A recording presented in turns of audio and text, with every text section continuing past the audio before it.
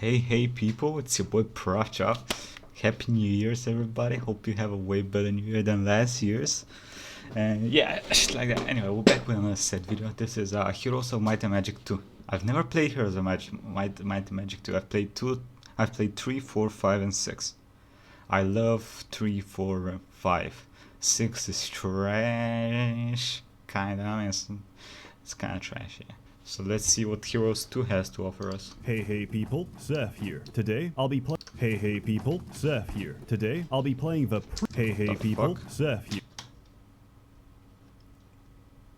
Today, I'll be playing the predecessor to one of the best turn-based strategy games of all time. A game where combat is decided by whoever gets to move first, victory is decided by who gets the most broken spells, and where the best day of a week is Monday. I'm speaking... Wait, so you mean Heroes 3? Speaking, of course, about Heroes of Might and Magic 2, but really, it should just be called Heroes of Magic, and sometimes Might if you're very unlucky. I played this first as a child, and now I return to it as a very unlucky. I played this...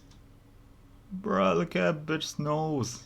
God damn, you use that as a soul, bitch. First as a child, and now I return to it as a man-child. Released in 1996 by New World Computing, we're going to be looking at this game as the original building blocks for Heroes 3, which got everything right. In contrast, Heroes 2 gets everything wrong, but it's got a lot of soul right. In contrast, Heroes 2 gets... Oh, there's only five spots for units.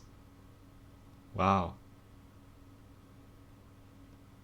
Wow. It's everything wrong, but it's got a lot of soul, it's very pretty, and it's generally a very relaxing experience. First, let's cover the lore. The story takes place after the dominant monarchy has a little disagreement. Roland Iron Fist is the rightful successor to the throne, but Archibald Iron Fist has had enough. Brad, you cannot make a person look more evil than this. He has red eyes, there is a shade on his picture, and he has one of those, you know, mustaches that say, I kill people for fun. Of his faggot brother, so he accuses the throne. But Archibald Iron Fist has had enough of his faggot brother, so he accuses him of soiling the bed. This was old said, I see. Mama boy said did not give a fuck and forces back him then. to flee the kingdom in embarrassment. In the campaign, you can choose to either stand with Roland Iron Fist and defend his right to shit the bed, or choose to represent Archibald in his rightful condemnation of his brother's scatological tendencies. Canonically, Roland wins and turns his brother to stone, which is used as a plot point in the RPG games, since Archibald is the only person who understands nuclear physics. I'm not joking, I'm completely serious. You need to free him in Might and Magic 6 unless you want the planet to explode in a thermonuclear blast. The Archibald campaign is pretty challenging. The Roland campaign is a billion times worse. There's only one way to win. It's a complex strategy that I like to call restarting the mission until you get lucky and get a spell that lets you no-clip across the map. I think that statement alone should give you a hint of what Heroes 2 is all about. I got the good old games copy, which emulates the game to run on Windows 10. There's some glitches, but these can all be fixed by playing around with the configuration. Generally, everything looks, plays, and sounds great. This was the first Might and Magic game where they went all out with their sound design. Everything is beautifully composed, and I should mention, every single town theme is sung by a fucking professional opera singer. Have a listen.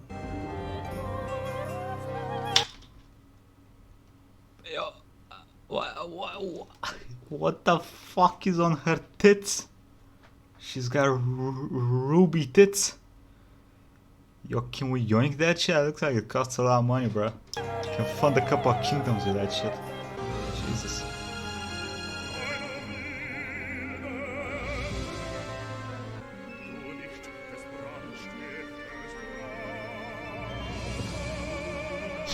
The production values in this game are absolutely top-notch. Just look at how insanely pretty everything is. Every single unit, every single set piece, even the resources you pick up, gemstones, crystal, treasure chests, they're all still crispy clean to this very day. To illustrate my point, here's a basic Oh, look at this, they have a golden knight.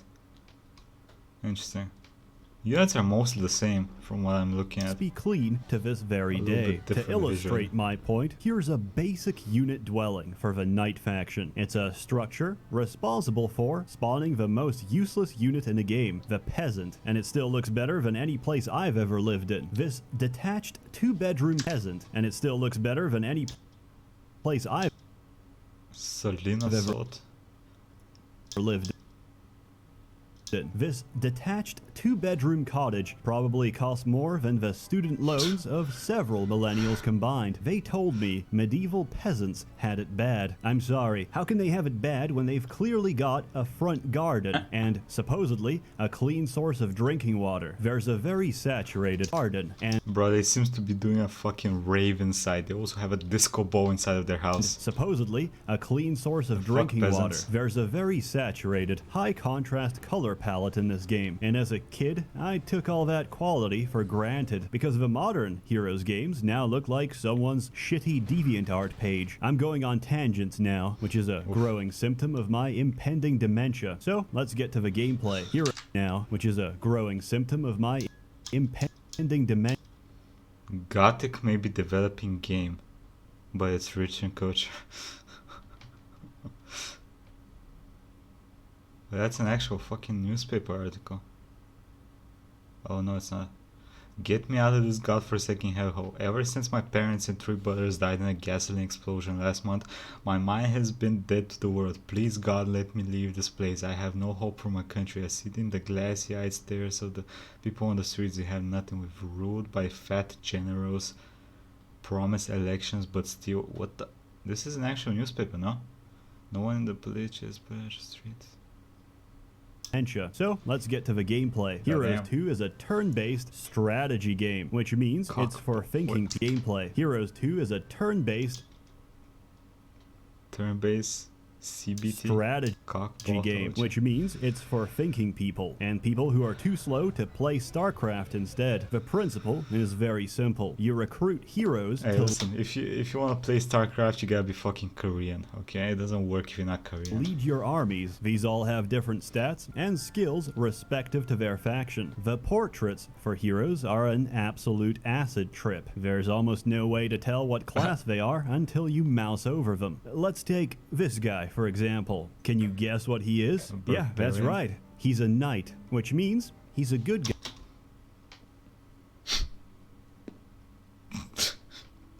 guy. And on Roland's side. Okay, let's try that again. Can you guess what this guy does? Hobbit from Lord of the Rings, but green. Yeah, correct. He's a wizard, which means he's also a good guy. He has red eyes though. On Roland's side. You know, I'm really starting to doubt Roland's motives. Half of his team look like they've just come out from serving prison sentences for aggravated rape. But who am I to question royalty? A lot of the sorceresses make for great waifu material though. Ah, the 90s. Back before women became degenerate and started plastering their faces with septum piercings. Oh wait, oh no. Degenerate and started plastering their faces with septum piercings. Oh wait, oh no. You recruit armies by spending all your no. savings on dwellings that spit out new units at the start of each week. You also have to pay them up front. Each of the 6 factions has its own respective Minotaur. 6-unit army, which up front, each of the 6 factions has its own Yeah, the Griffin looks so much like the Griffin in Heroes 3. respective 6-unit army, which range in tiers from Cyclops, level Cyclops. 1 Okay, I to wanna its see those, own I wanna see them. respective 6-unit army, Y'all are gonna be triggered that I keep pausing this shit. aren't which you? range Okay, let's see. So we have fairies, druids, battle dwarfs, unicorns, elves, phoenix. which Okay. range Then we have a goblin, I assume. Yeah, goblin, ogres. Oh, I thought that was a minotaur. Orcs. Wow, look at the fucking orcs in this. Trolls, cyclops, and wolves. Wait, wolves are a high tier unit? What the fuck?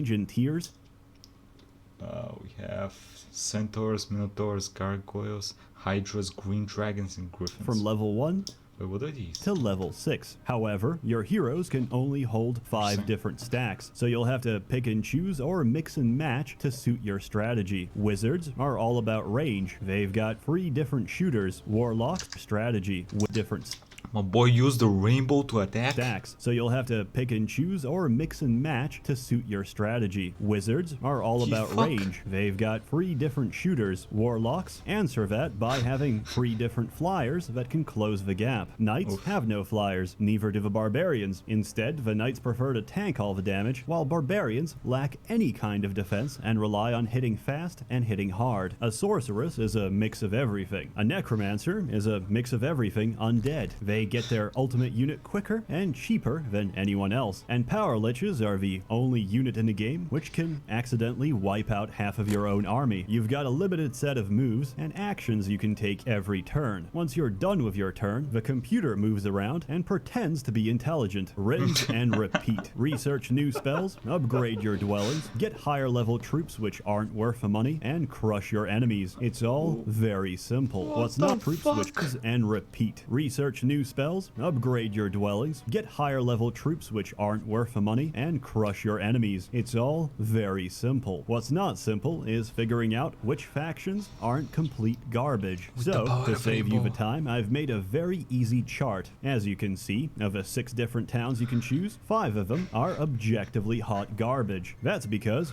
warlocks have the best unit in the game. Dragons. Some might argue that different factions have their own strengths and shine at different points in the game. Knights and barbarians in the early game, necromancers and sorceresses in the mid game, and warlocks and wizards in the late game. We call these people a Heroes 2 apologist. They are subversive, they are insidious, and they are fully convinced that a tier 6 unit with 1/4 of the health and none of the perks of a dragon is a good financial investment. Also, they can't do this. If such a person approaches you, don't listen to their lies. Unplug their hearing aid and jam their mobility scooter immediately before they manage to convince anyone else at the retirement home. In Heroes 2, magic is king. Magic is essential for victory and Chain completely lightning. overshadows anything an illiterate, brain-dead warrior can hope to achieve. Why? Because there's no counterplay. All a mage has to do is keep repeatedly suicide bombing his enemies to victory. What is the answer to someone rushing at you repeatedly with phoenixes and spamming Armageddon? Hey, I'm glad they decided to keep this feature in Heroes 3. Losing. That's what. To beat magic, you have to counter magic with more magic. Armageddon spam can't hold up to a wizard with more spell points than white matter in his brain, who can just cross the entire length of the map with Dimension Door and take all of your towns in a single turn. Heroes 2 is a mess, but it's a beautiful, exploitable mess. In all due fairness, the idea of the game is that you're not meant to stick to a starting faction and instead ramp your way up to getting the town you want, which is warlocks. If you can't get warlocks, settle for wizards. Titans can still hold up to dragons, and boars make for a good source of fresh pork, I guess. If you can't get wizards, settle for uninstalling the game. Also, it should be mentioned that while everything works great on my good old games copy, the sound clip used for teleportation has been completely scuffed. How? Why? I don't know, but I think we should all experience it together. Oh no.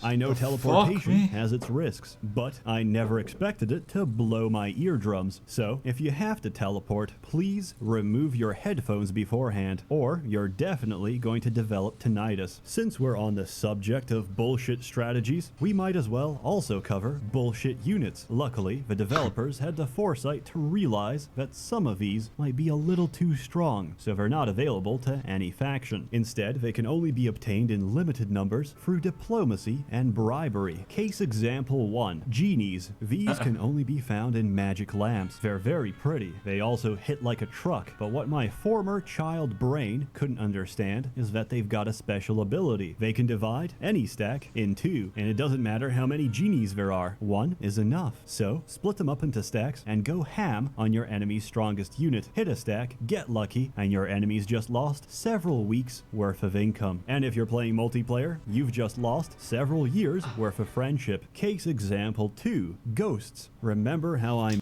Bro, can you imagine getting hit by that shit? Late game when you have a shit ton of dragons.